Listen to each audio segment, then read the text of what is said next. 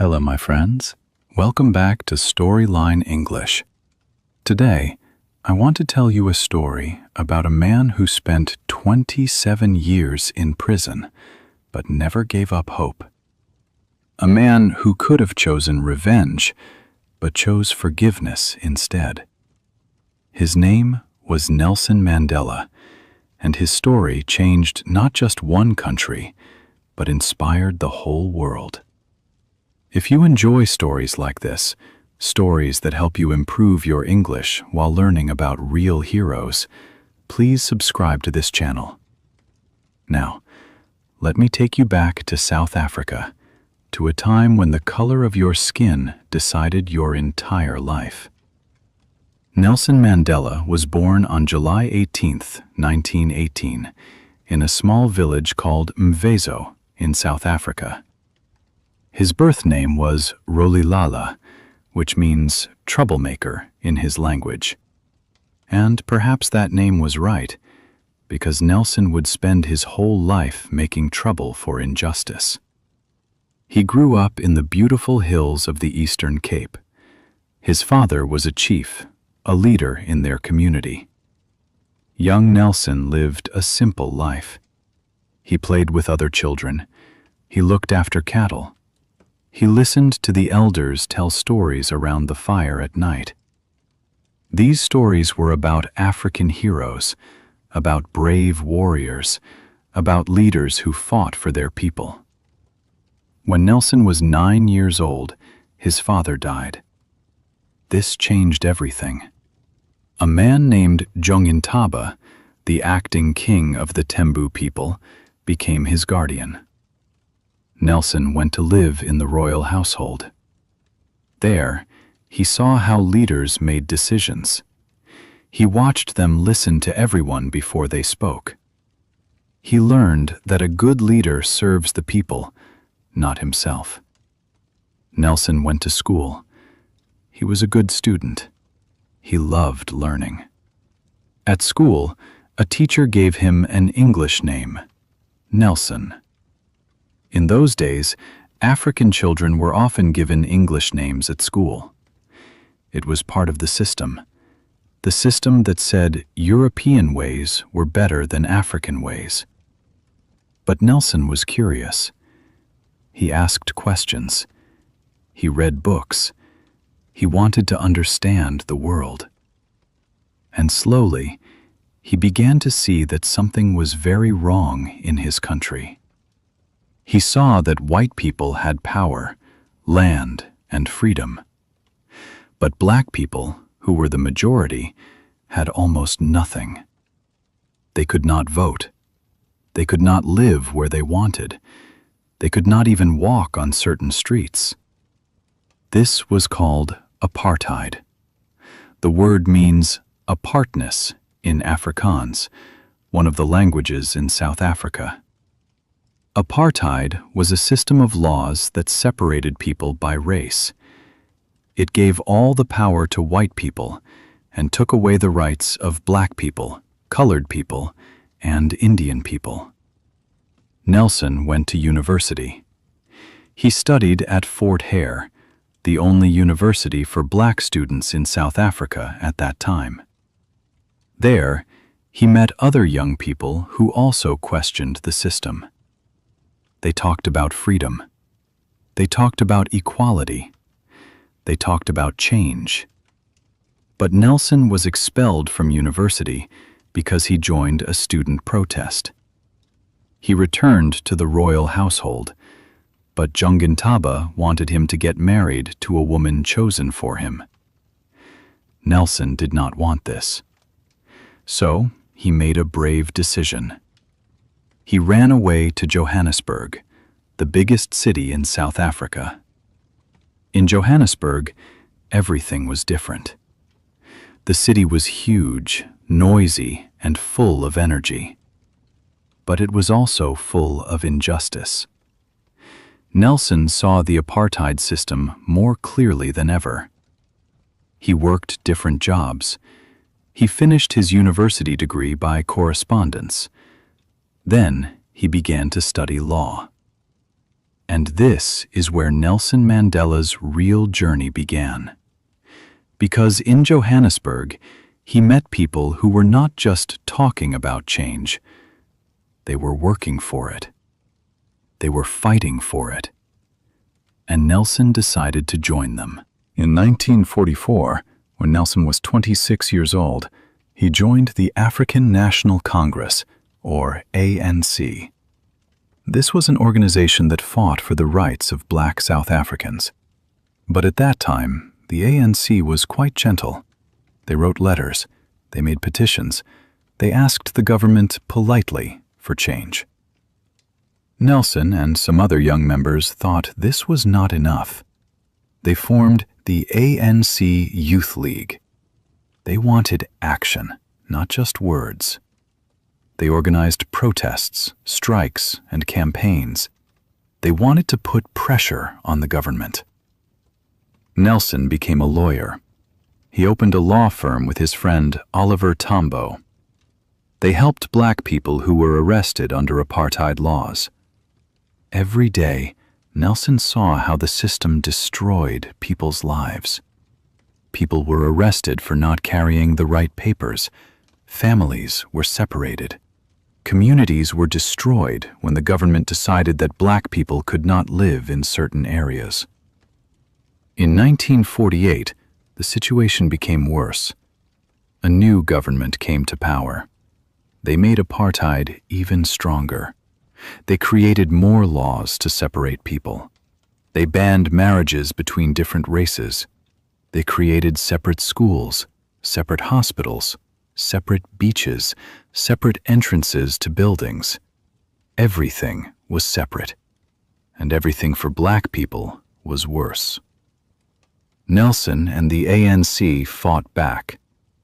In 1952, they launched the Defiance Campaign. This was a campaign of nonviolent resistance. Thousands of people deliberately broke apartheid laws. They went to whites-only areas. They refused to carry their passes, the documents that black people had to carry everywhere. They were arrested, but they did not fight back with violence. Nelson traveled all over the country, organizing people, giving speeches, inspiring hope. He became famous. People called him a hero, but the government called him a troublemaker. They banned him from attending meetings. They restricted where he could go. But Nelson did not stop. He could not stop, because he had seen too much suffering. He had seen mothers crying because their children were taken away. He had seen men beaten by police for walking on the wrong street. He had seen dignity crushed and hope destroyed. In 1955, the ANC and other organizations created the Freedom Charter. This was a document that described their vision for South Africa. It began with powerful words. South Africa belongs to all who live in it, black and white. The Freedom Charter said that everyone should have the right to vote. Everyone should have equal rights. The land and resources should be shared. The government's response was harsh. In 1956, they arrested 156 activists, including Nelson Mandela. They were charged with treason, which means trying to overthrow the government. The trial lasted 5 years. 5 years of uncertainty. 5 years of pressure. But in the end, all the accused were found not guilty. However, during these years, something terrible happened. In 1960, in a place called Sharpeville, police opened fire on peaceful protesters. They killed 69 people, including women and children. This massacre shocked the world. It also changed Nelson Mandela's thinking. For years, Nelson and the ANC had believed in non-violent resistance. They had followed the example of Mahatma Gandhi. But now, Nelson believed that non-violence alone would not work. The government only understood force. So, in 1961, Nelson helped create Umkhonto we Sizwe, which means Spear of the Nation. This was the armed wing of the ANC. They began to sabotage government buildings and infrastructure. They were careful not to hurt people, only to damage property. They wanted to send a message: we will fight back. Nelson knew this was dangerous. He knew he could be arrested. He knew he could be killed. But he felt he had no choice. He said later, "We chose to start a fight against violence, to use controlled violence against the government's violence." Nelson went underground. He moved secretly from place to place. He wore disguises. People called him the Black Pimpernel because he was so hard to catch. He even left the country secretly to get military training and to ask other African countries for support. But in 1962, after 17 months underground, Nelson was arrested. Someone had betrayed him. He was charged and sentenced to 5 years in prison. Then, in 1963, while he was already in prison, police raided the secret headquarters of Umkhonto we Sizwe. They found documents, plans, and evidence. Nelson and 7 other leaders were charged with sabotage and conspiracy to overthrow the government. The punishment could be death. The trial was called the Rivonia Trial, named after the place where the leaders were arrested. It became one of the most famous trials in history. The world was watching. Would these men be sentenced to death? Nelson Mandela decided to speak in court. On April 20th, 1964, he gave a speech that lasted more than 4 hours. He explained why they had chosen to fight. He explained the suffering of black people under apartheid. He talked about freedom, dignity, and justice.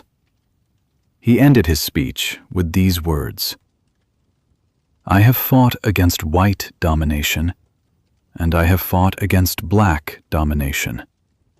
I have cherished the ideal of a democratic and free society in which all persons live together in harmony and with equal opportunities. It is an ideal which I hope to live for and to achieve. But if needs be, it is an ideal for which I am prepared to die." The courtroom was silent. The world listened. And many people expected that Nelson and the others would be sentenced to death. But they were not. They were sentenced to life imprisonment.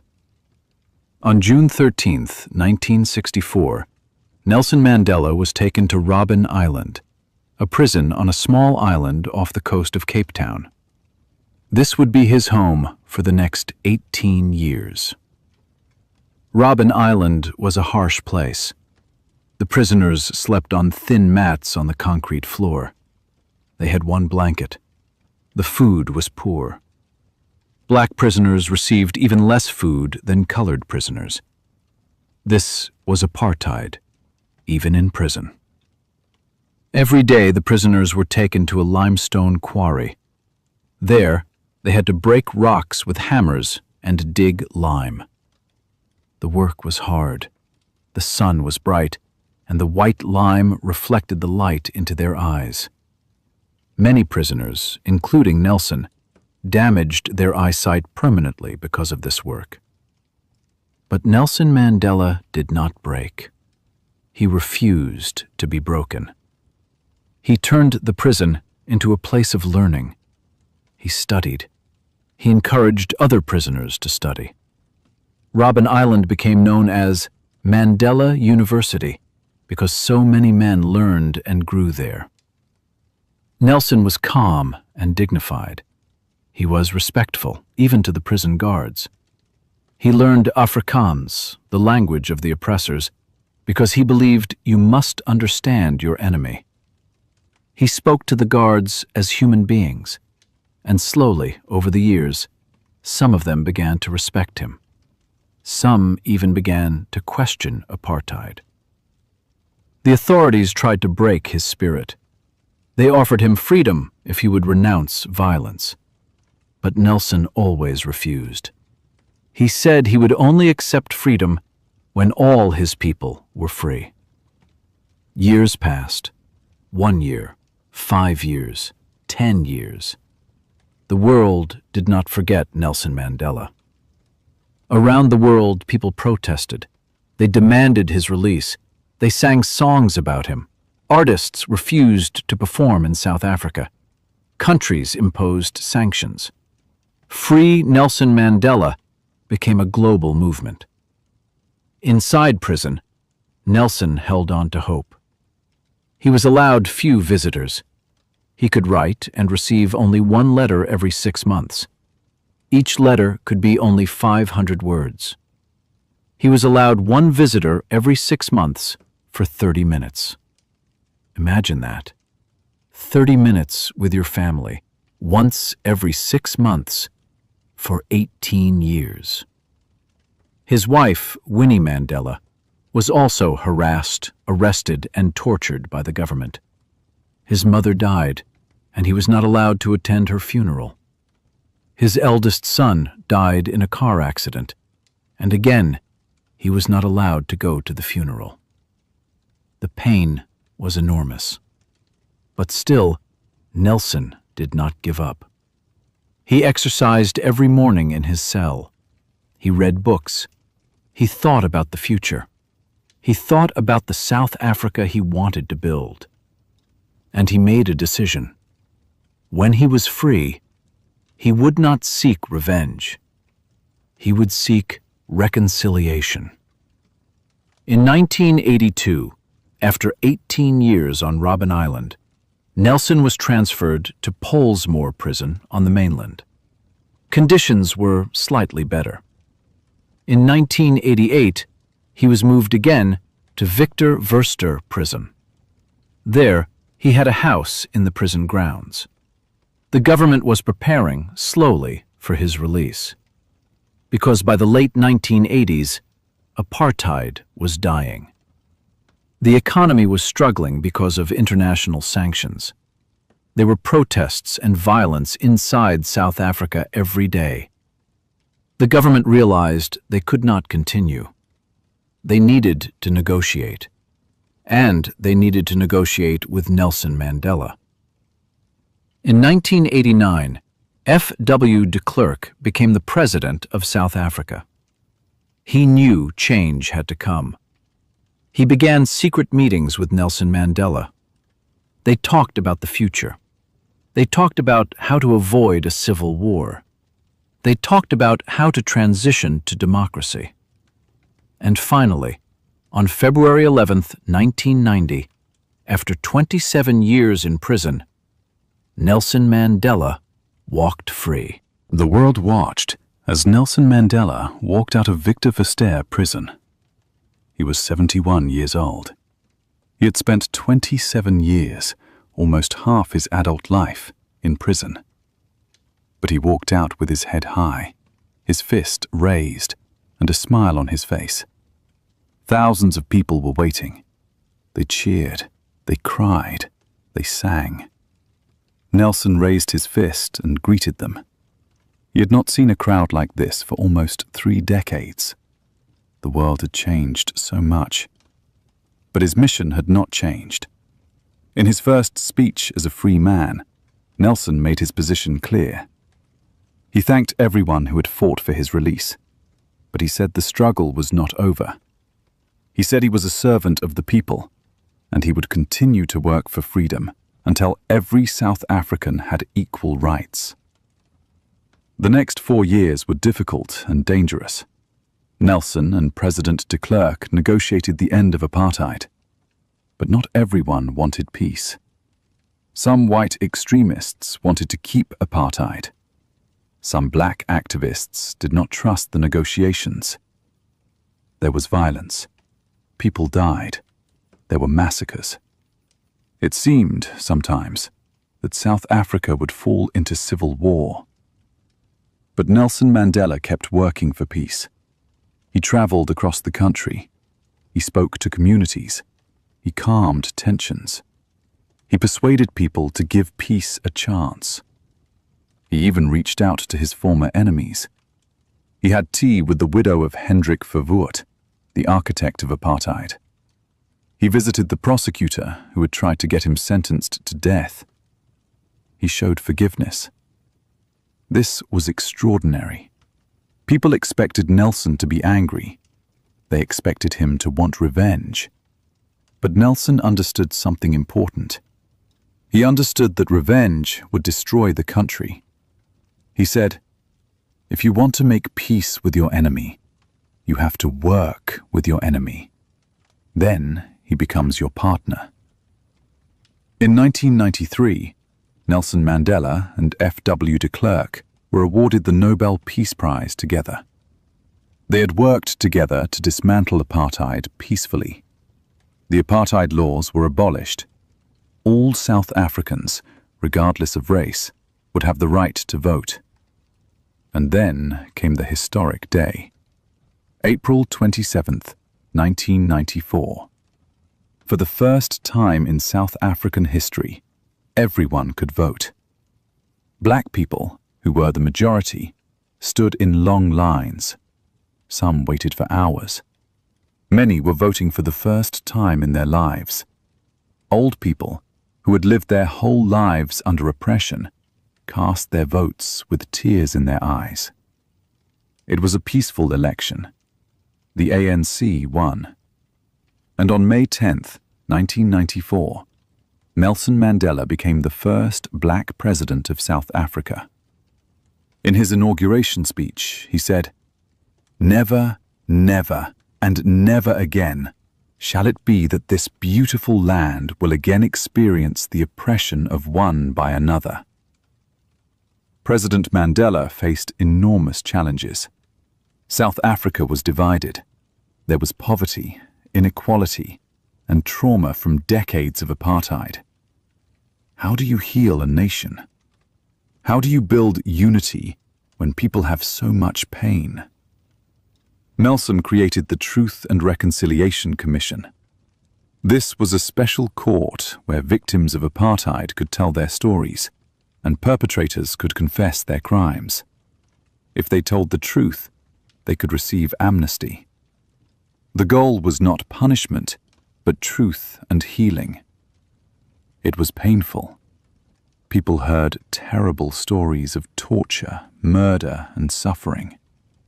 But slowly, the process helped the nation to heal. It was not perfect. Some people felt justice was not served, but it prevented a cycle of revenge and violence. Nelson Mandela served one term as president, from 1994 to 1999. He could have stayed longer. People loved him. But he chose to step down. He wanted to show that democracy was about institutions, not individuals. He wanted to set an example of peaceful transfer of power. After his presidency, Nelson continued to work for peace and justice around the world. He spoke out against HIV/AIDS,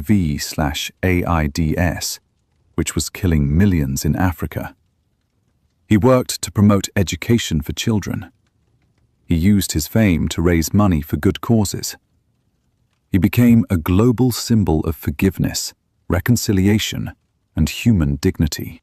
Nelson Mandela died on December 5, 2013, at the age of 95. The whole world mourned. Presidents, kings, and ordinary people paid tribute to him.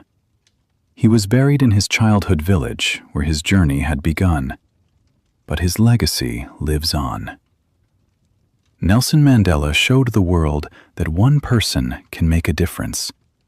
He showed that you can fight for justice without losing your humanity. He showed that forgiveness is not weakness, but strength. He showed that hope is more powerful than hate. His life was not easy. He suffered greatly. He made sacrifices that most of us cannot imagine. But he never gave up. He never stopped believing in a better future. And because of him, South Africa changed. Because of him, millions of people live in freedom today. Nelson Mandela once said, "It always seems impossible until it's done." His life proved these words. The impossible became possible because one man, and many people with him, refused to accept injustice. So, my friends, this is the story of Nelson Mandela, a boy from a small village who became a freedom fighter, spent 27 years in prison, and then became president of his nation. A man who chose forgiveness over revenge and changed the world. I hope this story inspired you and helped you improve your English. If you enjoyed it, please give this video a like and subscribe to Storyline English for more stories like this. And I would love to hear from you in the comments. Tell me, which part of Nelson Mandela's story inspired you the most? Or you can simply write one word that describes how this story made you feel. Thank you for listening, my friends. Until next time, keep learning, keep growing, and keep believing that change is possible.